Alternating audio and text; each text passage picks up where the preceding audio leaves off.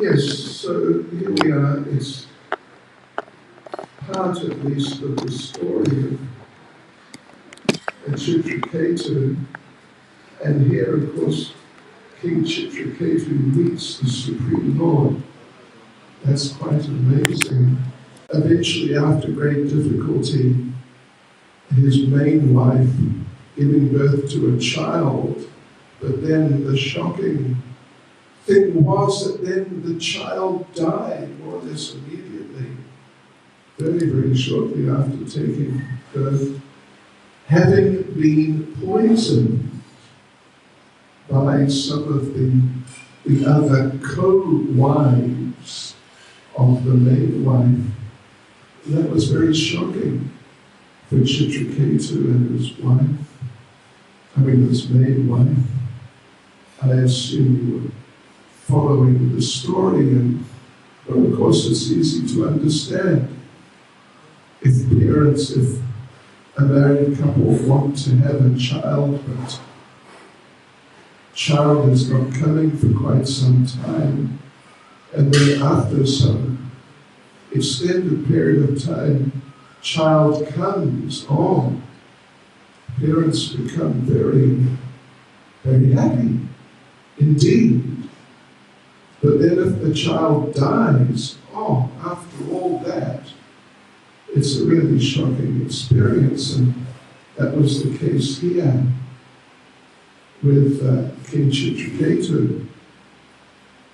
And of course, in those days, Vedic times, we could say, then parents, the relationships between parents and children were very, very close. Of course, they're close now, but they're even closer back at that time because the people were softer-hearted. Yes, they were like nicer people. Nowadays, so many people are not very nice at all. I don't know if you follow the news at all. In many ways it's not a good idea, but if you do, then you would have seen how so many people and so many ladies have been campaigning that we want abortion to be more freely available. Yes, and I saw pictures some time ago, I forget exactly when, but in Ireland, abortion was illegal, but then they had a referendum, means the whole country voted, shall we keep abortion illegal or shall we make it available? And the majority voted, let us make it available. And I saw a photo, or maybe a few photos in the news, some women celebrating abortion. Wonderful, great. It's such a good thing. We're so happy. It's amazing, isn't it? Yes, it's just amazing. That they're celebrating. We can kill our children. How wonderful, we're so happy. We can freely kill our children, something like that. So, Srila Prabhupada said that in the material world, the closest thing to pure love is the love of a mother for the child. It's the closest thing. And of course, you get stories, accounts of ladies risking their lives to save the life of their child. Sometimes if the house is burning down, sometimes the mother goes racing into the blazing house. It's just extremely dangerous to save the child. So, But on the other hand, even though the closest thing to pure love on the material level may be the love of a mother for her child, but abortion is one of the biggest killers of human beings. It's one of the, along with heart disease, AIDS, and these types of very serious conditions, abortion is right up there in terms of percentage of living beings, human beings, being killed. So anyway, yes, so nowadays, of course, just in general, people are very hard-hearted. They're not very kind-hearted. And abortion is such an example in that regard. So anyway, back in those days, this is way, way back in time, people were much nicer and kind-hearted and, yes, considerate of other people's feelings and situations like that.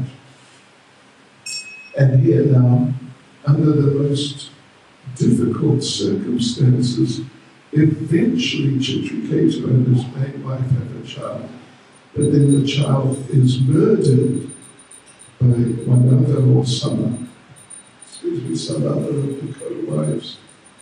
It's extremely shocking. So anyway, you know the story, I imagine. Narada and Angira came and preached to Chitriketu and helped him, and even the child came back to life just for a little while, and the child preached that I'm an eternal person, so the body, what's the body is not so important. So it's not such a big thing. So the child preached, and then the child went off, sort of died again, and that was that. So then Narada and Angira, this is the point that's part of the point that's being made here. Narada and Angira then preached to Chitriketu very, very nicely, and Chitriketu became extremely inspired in Krishna consciousness, and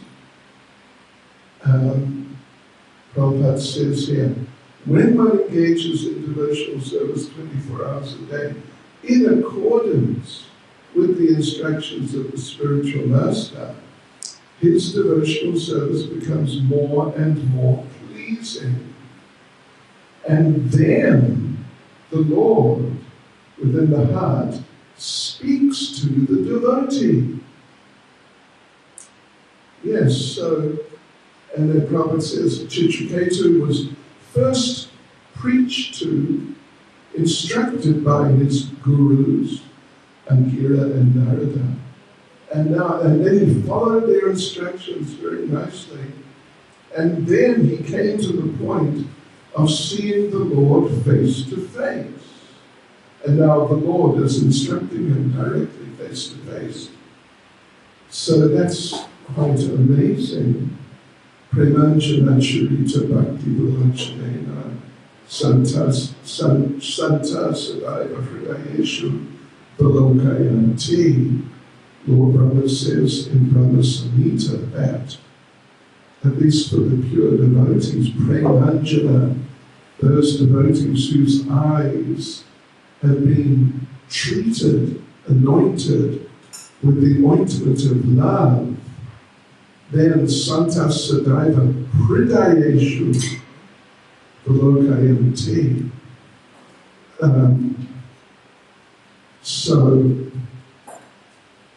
For those devotees whose eyes have been treated with that ointment of prema, love for the Lord, then they can see the Lord within the heart. You know, we can see the Lord. There's the Lord right there in that beautiful picture. And over here also the russet dance. So anyway, you know what I mean. There's so many pictures of the Lord, and it's nice. They're nice. But it is somewhat different. And of course the deities. But then again, normally the deities do not speak to us, or if they do, we have not got the ears to hear them. Yeah. Because to see the Lord like in an active form in which He's doing things, doing this and doing that, and then actually conversing with us. Oh, Krishna, that's very high level. That's extremely high level. Srila Prabhupada, once when he was in Scotland, 1972, in Edinburgh, Scotland, Prabhupada the same day actually, he had given a program, a hall program in Glasgow, which is another major city in Scotland.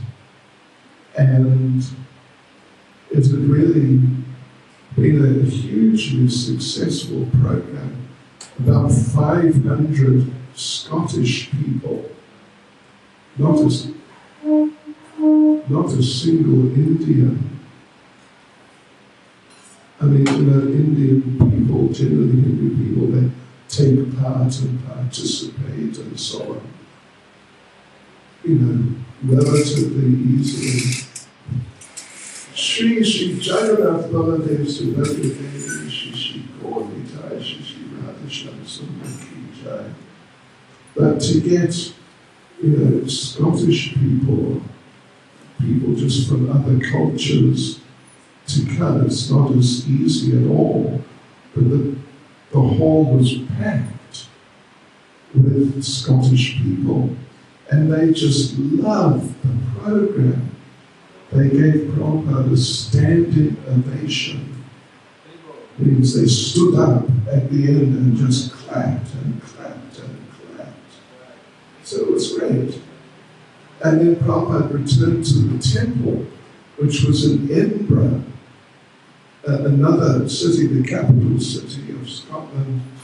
It's only about 100 kilometers, 150 kilometers away.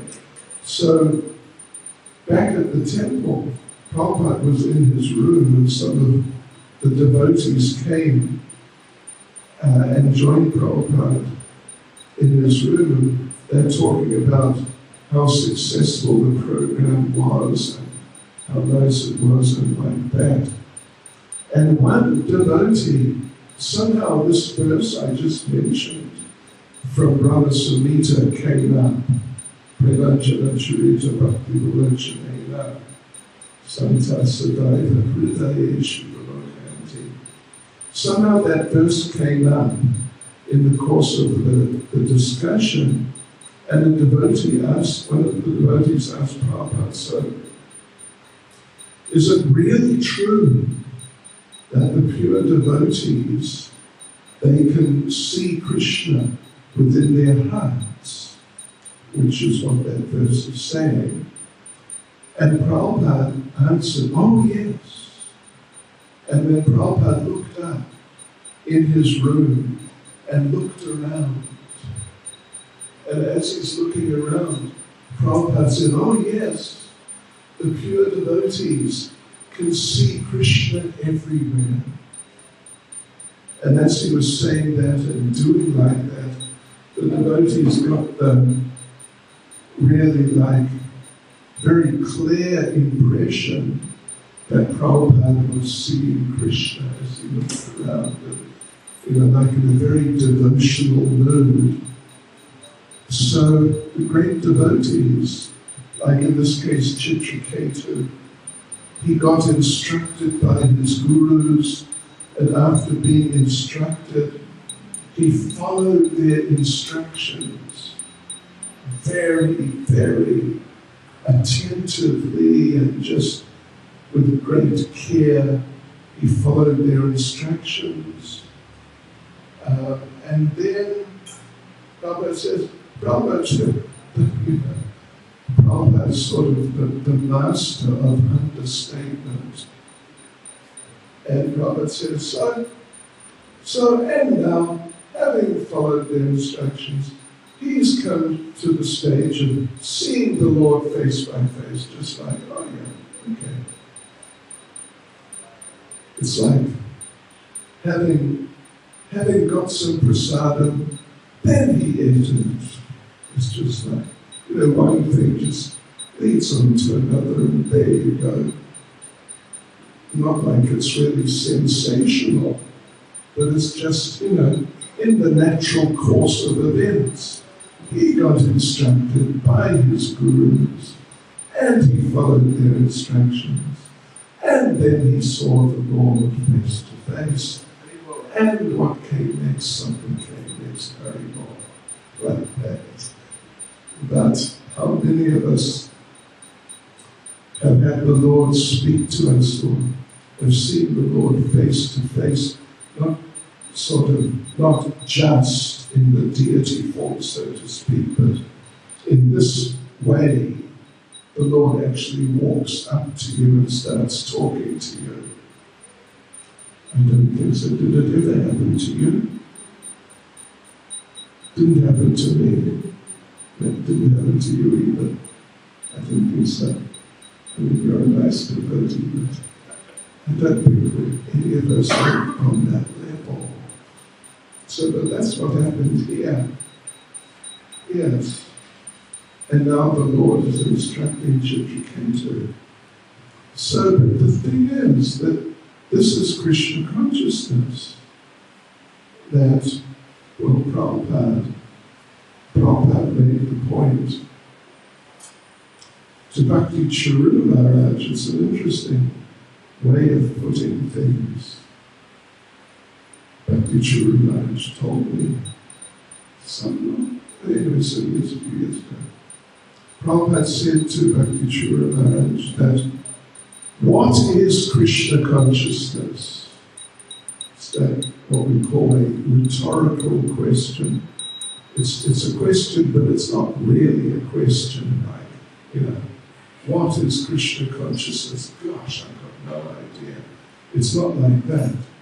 It's just, okay, what's Krishna consciousness? It's this. So Prabhupada then answered the question by saying, Krishna consciousness means to develop a personal relationship with Krishna, disguised as a process. Prabhupada said, it's disguised. Looks like a process, if you know what I mean. Do this, then do that. Like you get, sometimes if you buy some electronic device, there's the little instruction manual or little fold-out instruction get started thing. Number 1, press this button.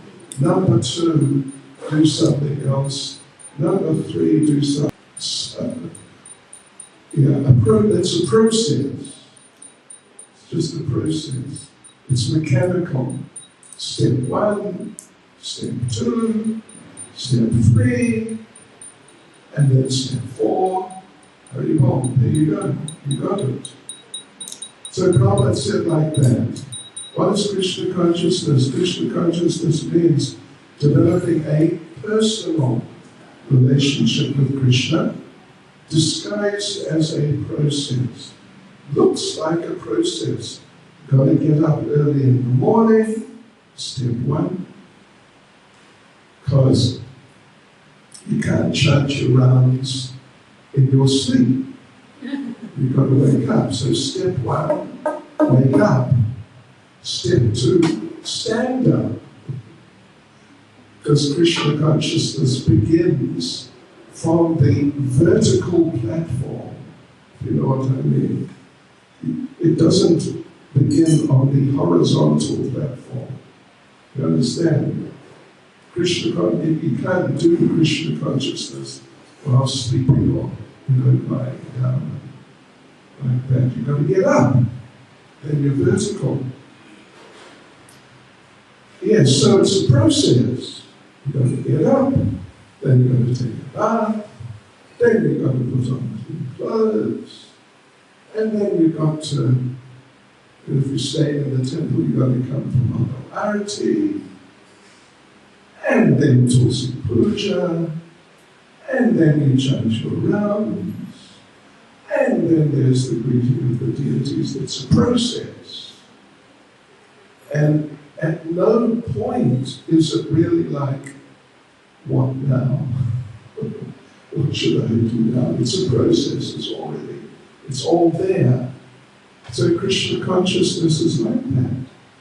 You've got to get up, you've got to follow the red principles, you've got to chant 16 rounds, minimum, and you must be careful not to commit offences, and so on like this. It's a process.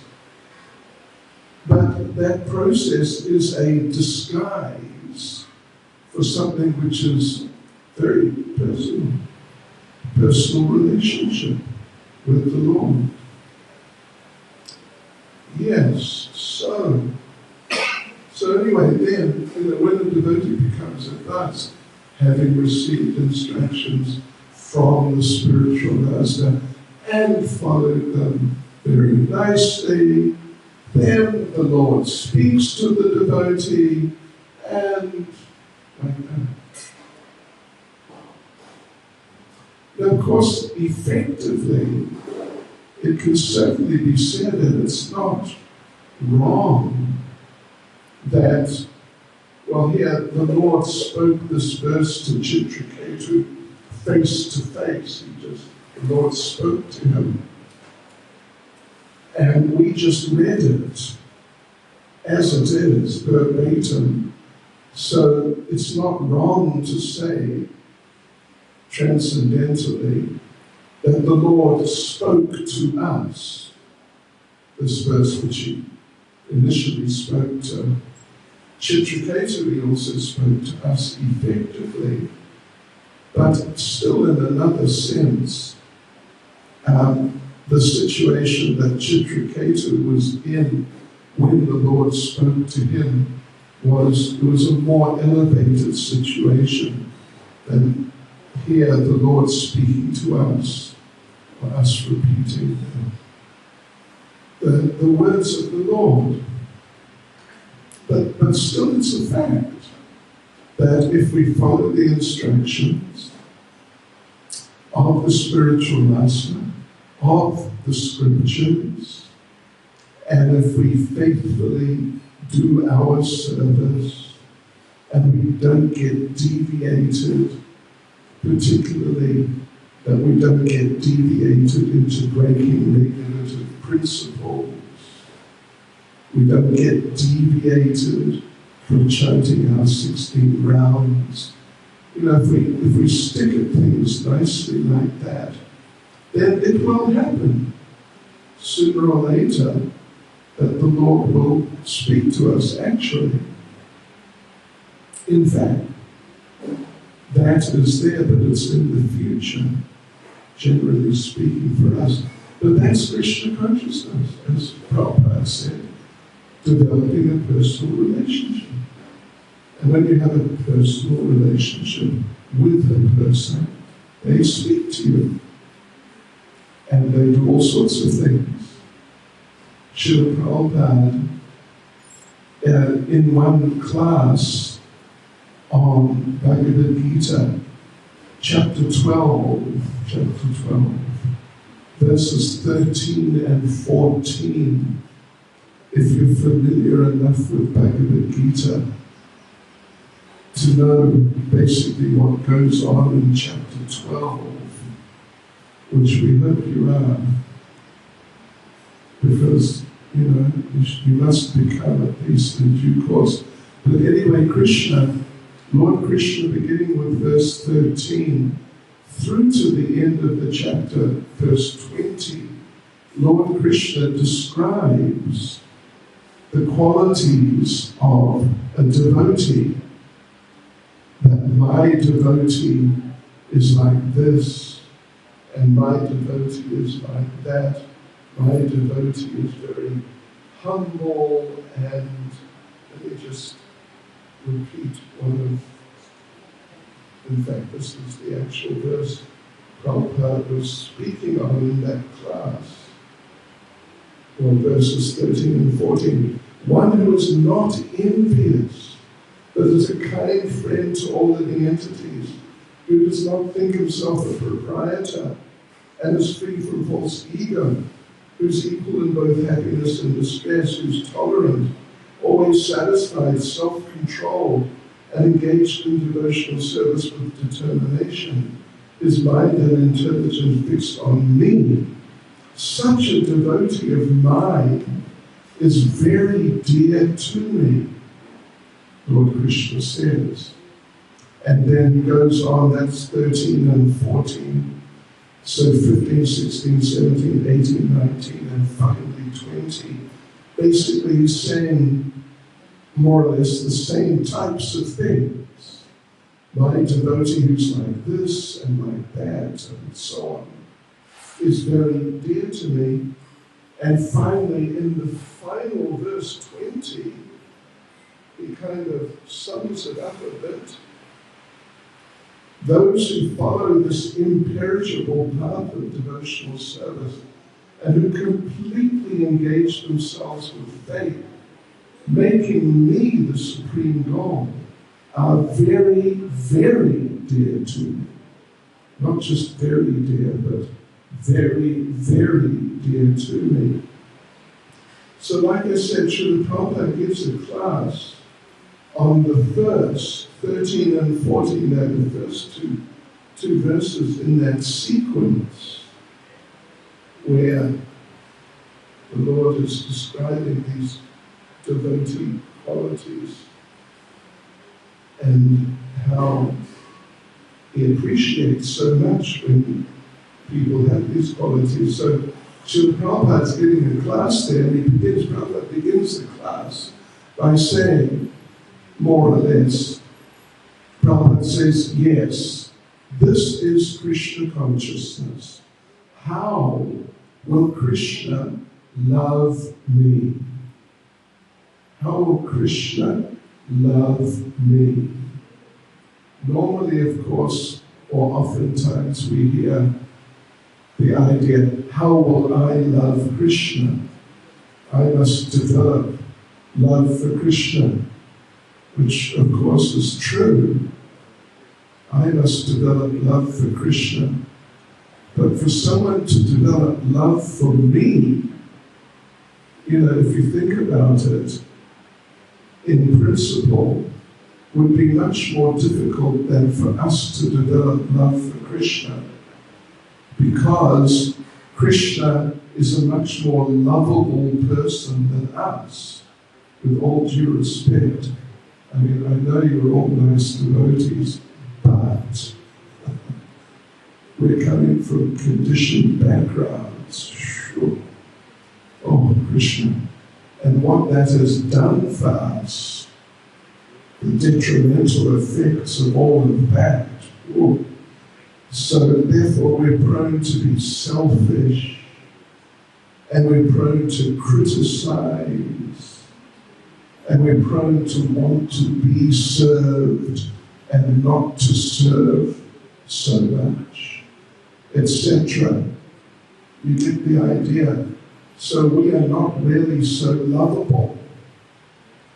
I mean, we've got some serious personality defects, you could say, shortcomings of personality. But Krishna doesn't have those. Krishna is just nice, from top to bottom, from one side to the other, under all circumstances, at all places, at all times. Krishna's just nice. Krishna's never nasty and just mean and selfish like that. So he's much more lovable than we are. So anyway, so in that class, at the beginning of the class, it's interesting to read. Prabhupada explains this is Krishna consciousness. How will Krishna love me? How can I become such a person that Krishna will actually decide, wow, what a wonderful devotee. Yeah. And Krishna will think, I want the company of this devotee.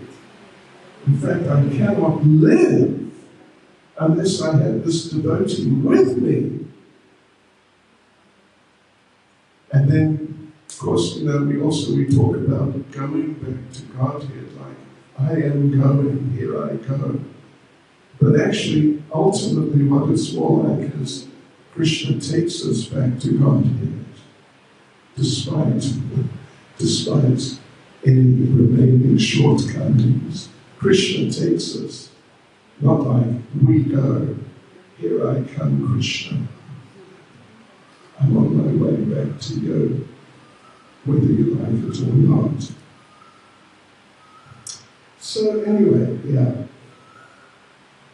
So the Lord speaks to the devotee, to the very advanced devotee. There was one incident I was not present for, but in Los Angeles, where Srila Prabhupada was just about to begin giving a class. And Prabhupada he's just sat on the Vyasasana, and he's looking at Radha and Krishna, Rukmini, Dwarkadish. And Dwarkadish, Krishna, had a very long wig on, like sort of long enough to come down to his knees, or really long. And even though men, just in general, it's not so unusual for some men to have long hair, but to have long hair down to their knees. I mean, some ladies do, and it's not a big thing at all.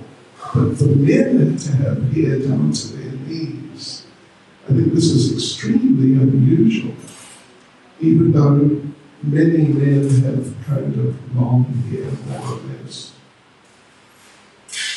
So Prabhupada said that this wig, it is too long.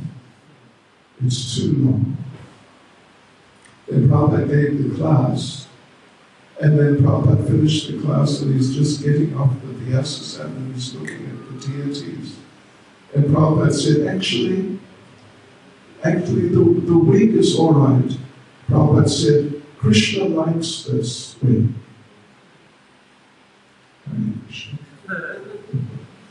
So Prabhupada, he's in that special category. He's really, tuned in. He's really situated in his personal relationship with Krishna. It's amazing. And of course, there are stories of devotees, Krishna speaking to devotees, doing things. And when I say Krishna speaking, I mean deities. Like in Chaitanya Charitamrita, there's the story of Sakshi Gopal. I imagine many of you are familiar with that. Then there's the story of Gopal from Vrindavan being located and placed on top of Govardhan Hill. I mean, it's not so much him speaking, but Sakshi Gopal, the deity, just speaks to this young devotee. That a promise was made in front of the deity, but the person who made the promise to the other person broke the promise. And so the person who the promise was broken to came all the way back, more or less from Jagannath Puri, practically, to Vrindavan, which is a long way, particularly if you're walking. It's another thing to take a flight, or even just to take a train or drive, but to walk, he walked all the way back and asked the deity that you were there, you heard the promise. Now, will you please come with me back to almost to Jagannath Puri? Means like close to 2,000 kilometers. Will you please come back with me? And the deity, Sakshi Gopal, said, listen, I'm a deity. How do you expect me to come? You expect me to walk? I'm a deity. Deities don't walk. And the young man speaking to the deity said, well, listen, you're talking. If you can talk, you can walk. So please come with me. And he did. Yeah. So there are stories like that. There's all sorts of stories. Gauri Das Pandit with his Gauratai deities. And they asked him, they spoke to him. He had a program all day. In the morning he'd go and get vegetables and ingredients. And then all day he'd cook for the deity many preparations on his own.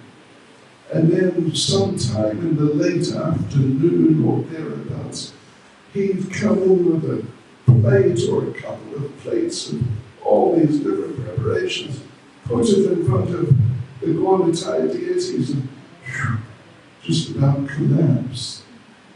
And then he would offer the bhoga. So one day the deities, Lord Chaitanya, Lord Nityananda said, Gauridas, you don't have to cook so much.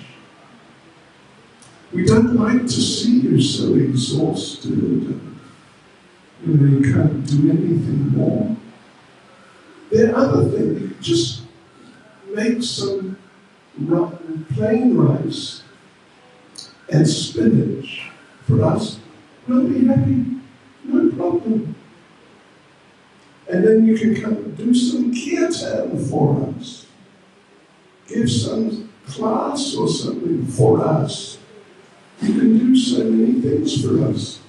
But now what can you do? You're too exhausted. And Gauridas said to the deities, first of all to Lord Chaitanya, so, you don't like my cooking, do you? And Lord Chaitanya replied, I love your cooking, but I just don't like to see you so exhausted. Anyway, it's a long story, but the deity spoke to him. It can happen. It happens. And as far as us, we're concerned, it can happen with us. And if we stick at our Krishna consciousness, then sometime it will happen. Because as Prabhupada explains it here, it's just kind of, you just do this, and you do that, and you do something else, and then the deity speaks to you. Very well, there you go. And what's next?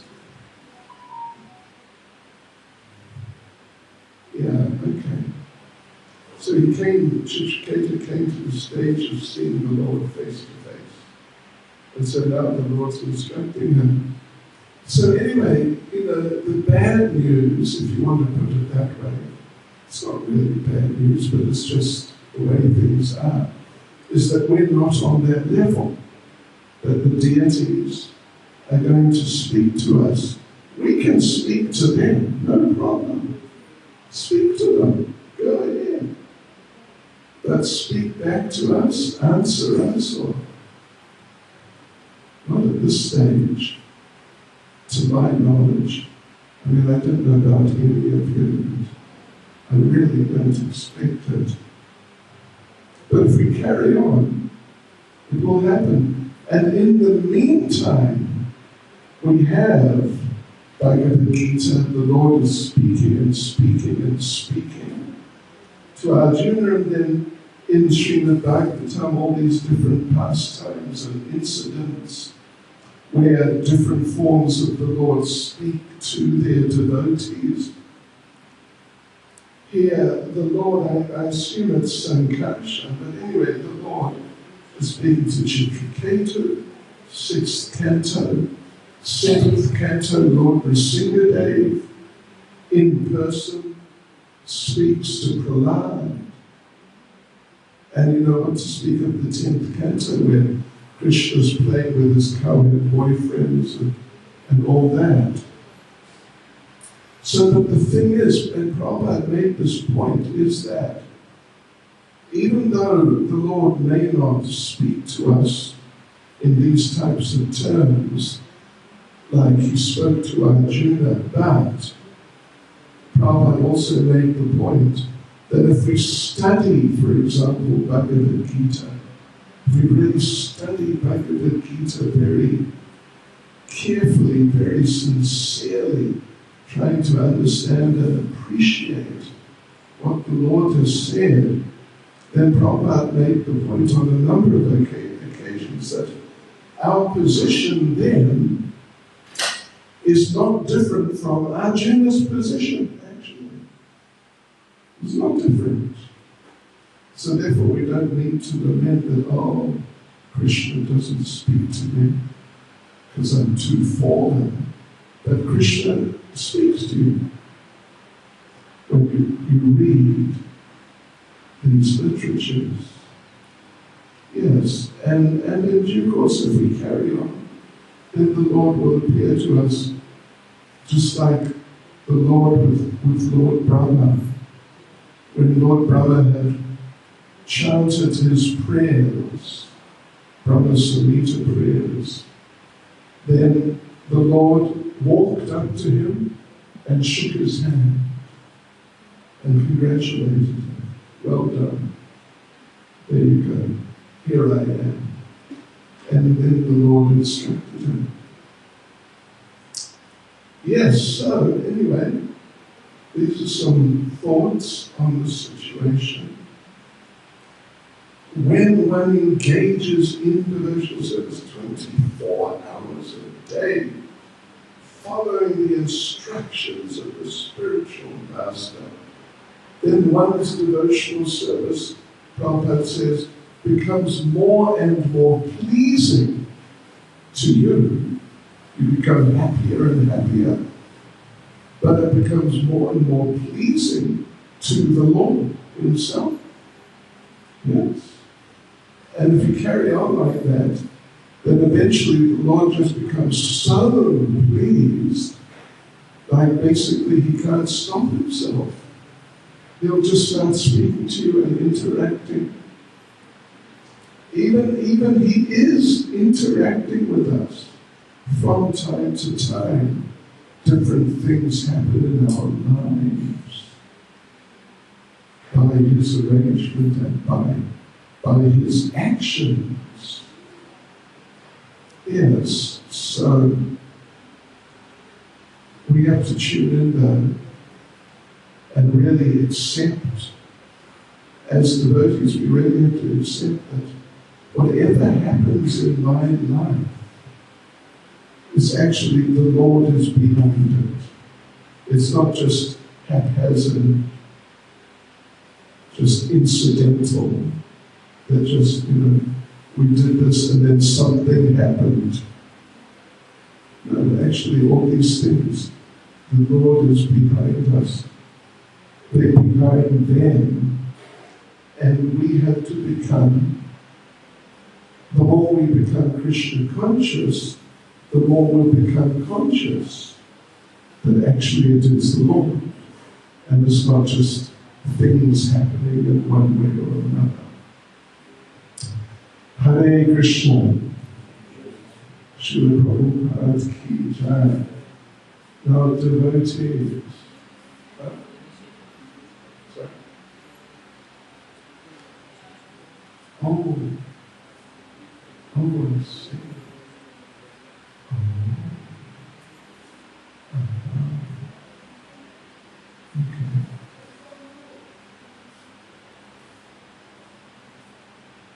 Okay. Hare Krishna devotees. I don't know if you're aware or not, but we are having a small but very nice and significant initiation ceremony right now.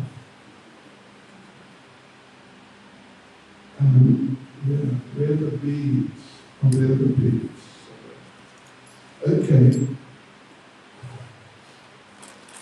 So we'll say a few words about initiation now, and then we'll go out and the yanka is ready, is it? Oh, I see. Very efficient.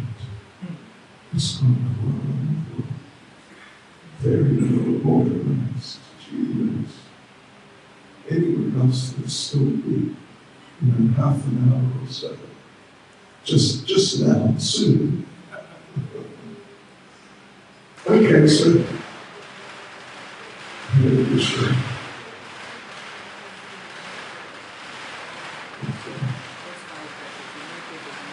Oh, it's Chinese New Year.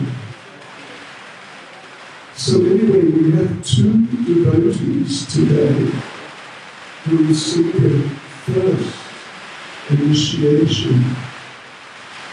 I think they're probably well known to you or to many of you. We have Bhakti Shobana there.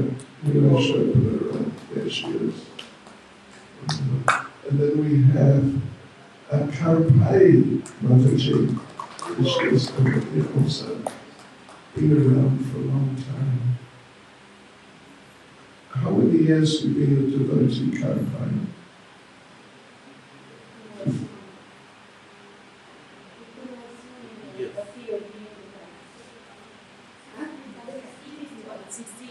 16. 16. 15. Very good. Huh? Oh, okay. All right, so anyway, many of you, they're both ladies, I'm sure. The ladies will know them and others will know them also. They've been practicing for a long time, sincere souls. And they're both receiving today first initiation. And just very briefly, of course one could write a book about first initiation actually, but very briefly.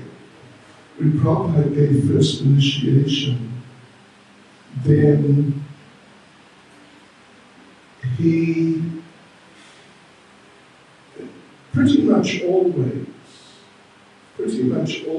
he emphasized chanting 16 rounds. Pretty much always. Chanting 16 rounds, not just chanting 16 rounds, but chanting them without offensiveness, as much as possible. And Prabhupada would repeat the 10 offenses that we just mentioned them. First offense, to blaspheme the devotees, who dedicated their lives to propagating the holy names of the Lord. Second offense, to consider the names of demigods like Lord Shiva, Lord Rama, etc., Muruga, and Draupadi. Do they worship Draupadi here in the temples? Fire walking. They don't walk on the fire here. That's for Draupadi usually, in my experience. Am I right? Fire walking is for Draupadi. Anyway, Muruga, we all know Muruga. So to think that the names of demigods like these demigods, that they're equal to or independent of the names of Krishna or Lord Krishna. Third offense, to disobey the orders of the spiritual master. Fourth offense, to blaspheme the Vedic literatures or literatures in pursuance of the Vedic version. Fifth offense is to consider the glories of chanting Hare Krishna to the imagination. Sixth offense is to give some interpretation on the holy names of the Lord. Seventh offense, to commit sinful activity on the strength of chanting the holy names. Eighth offense is consider the chanting of Hare Krishna to be one of the, just like another one of the materialistic, ritualistic types of religious activities, karmakandya, like just another one of those types of activities for material gain or material benefit. So then, ninth offense, to instruct faithless people about the chanting of the holy names. And 10th offense, to not have complete faith in the chanting of the holy names, and to maintain material attachments even after understanding. So many instructions on this matter, plus it's also an offense to be inattentive.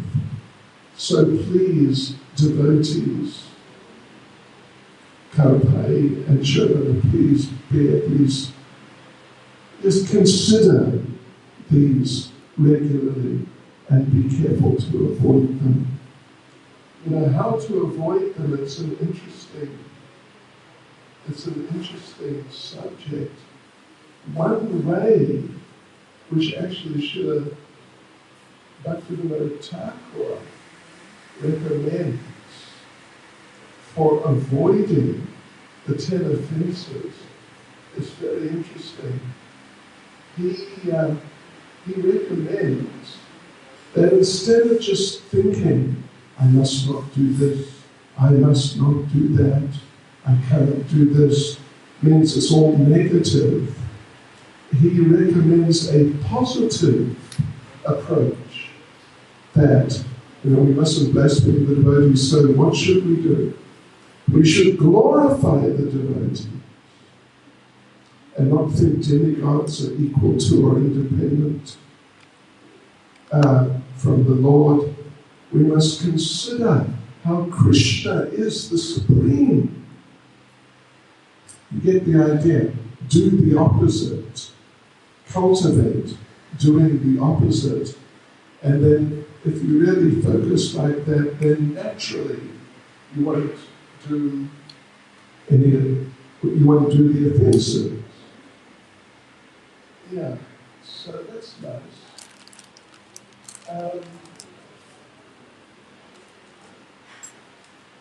Okay, so yeah, the devotees must do like that. Of course, at first initiation, devotees get some sanctified chanting beads, and if the devotees then really, having now just received initiation, received their beads, and in this way received the Hare Krishna mantra, if the devotees really try to chant nicely, then many devotees have commented to me over the years how they've felt that their whole experience of chanting has just improved and become deeper and, more relishable and nectarian like that. Yes, and then of course the devotees take their vows. In fact, this is the only time, first initiation is the only time when we officially take vows publicly. It's official.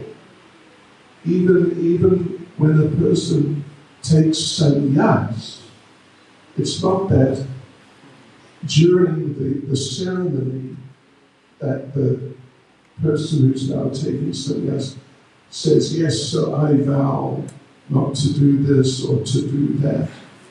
It's internal, but first initiation it's public, it's open to follow the regulative principles and chant at least 16 rounds. So the devotees take their vows, and then the devotees, the most sort of exciting, you could say, part of the whole thing is the devotees receive their new spiritual names. Yeah, it's really nice. But first initiation means that one's connection to the disciplic succession has become strengthened and deepened through being accepted by a person who is like a representative of the disciplic succession. Yes. So when you're dealing with someone who's like a bona fide representative of anything, but a bona fide representative, then whatever it is, whatever it is, when you connect with a bona fide representative, then the connection is genuine and real. So it works like that also with our initiations, and in this case particularly with first initiation. So again, like I said, if one applies oneself nicely, then one feels a change. It's real, and you can see this is real. My life has actually changed and is changing on the basis of the initiation. So, yeah, like anything really, the more seriously you take it, the more you get out of it. Like with anything. Yeah, with anything, if you're just like, it's all right, not so important, don't worry about it, then you're not going to get so much out of it. So initiation, if one applies oneself nicely, one really gets a lot. Prabhupada, I just did one in the middle of doing a seminar on Prabhupada Leela, and when Prabhupada received, he actually got first and second initiation one time. So when he was initiated, he really changed. I mean, it made a deep impact on his heart and his life. So there's just a few words on the subject, devotees. Now we will call the devotees one by one.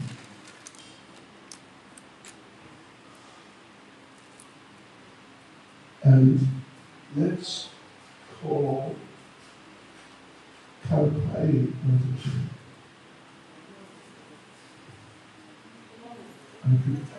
Can we have a translator for me? My Tamil is not good. I do speak about 10 words. Can we get the mic? Just come.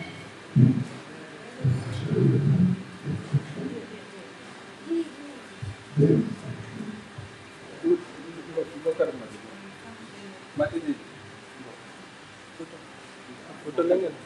she should offer this.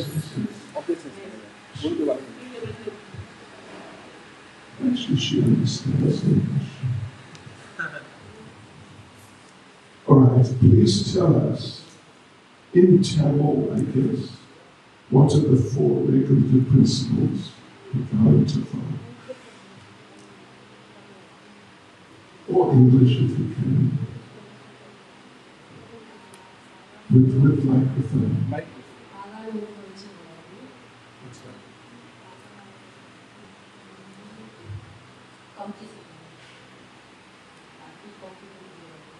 Intoxication. Okay. That's it.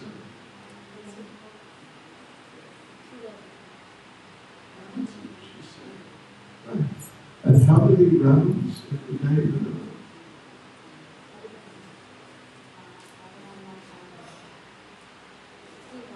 16.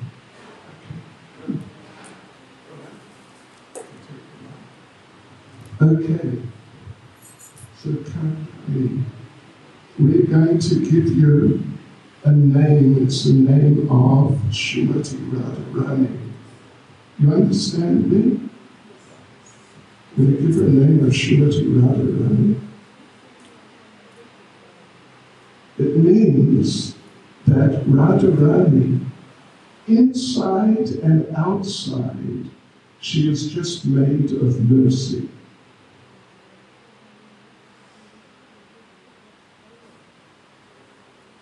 From today on, your name will be Kripa Mai Devi Dasi. Kripa Mai Devi Dasi Ki Jai. We will write it. We will write it. It's okay. Hare Krishna. Okay.